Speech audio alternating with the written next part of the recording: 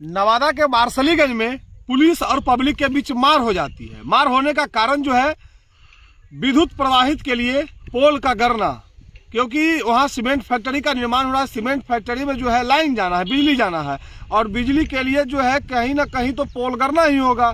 और 33,000 का जो है बिजली का कनेक्शन दिया जाएगा सीमेंट फैक्ट्री में। उसको लेकर जो है किसान ने विरोध किया, पुलिस ने लाठी चलवा दिया। डीएम साहब का वीडियो आपने देखा होगा, उसमें कह रहे हैं कि ये सरकारी काम हो रहा है। डीएम है या पैजामा है आप? अरे किसानों से पहले बातचीत करना चाहिए, उसको मुआवजे के लिए ऑफर करना चाहिए।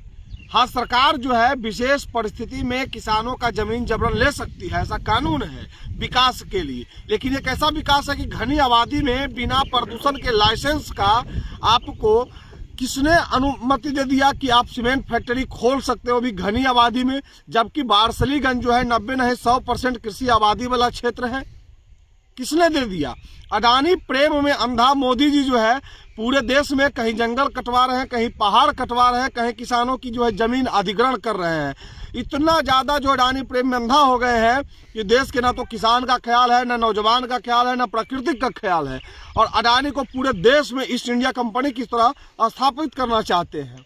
आखिर पुलिस और पब्लिक के बीच ये नौबत आई क्यों नहीं बैठकर बातचीत किया गया? सरकारी काम है तो सरकार किसका है? किसानों का, नौजवानों का, देशवासियों का। फिर कैसा सरकारी काम जिससे किसान नाखुश हैं, उस ग्रामीण के लोग नाखुश हैं? उनको उचित मुआवजे के लिए ऑफर करना चाहिए।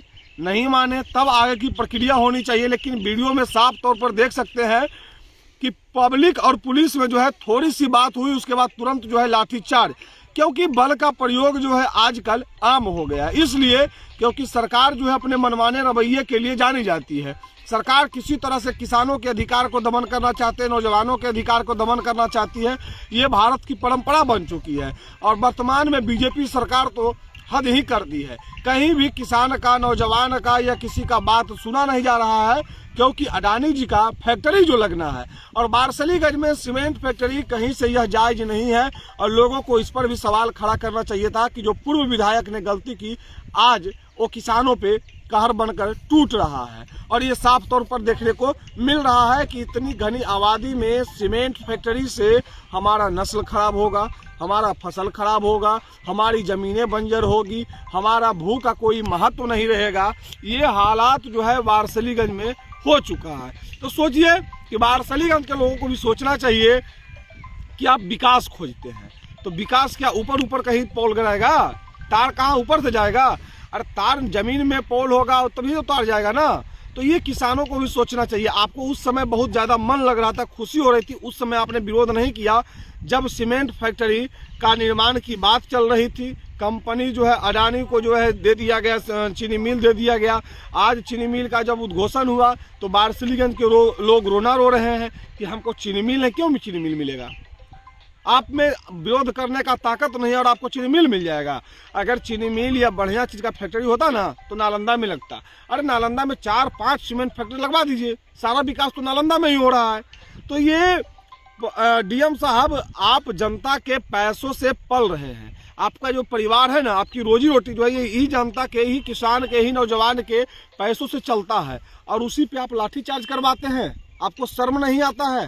अरे बातचीत करते 10 मिनट में आप कौन सा बातचीत कर लिए? किसानों के बीच बैठते, उसकी समस्याओं को ऑब्जर्व करते, सुनते, उसके बाद पता चलता कि आखिर किसानों के साथ समस्या क्या है। लेकिन आपने तो ऐसा किया नहीं, क्योंकि पद का गुरूर है। आपको लग रहा है कि जनता हमारे जो है हम जूते तले रौंद देंगे, अपने जूते के नोक पे जनता को रखते हैं।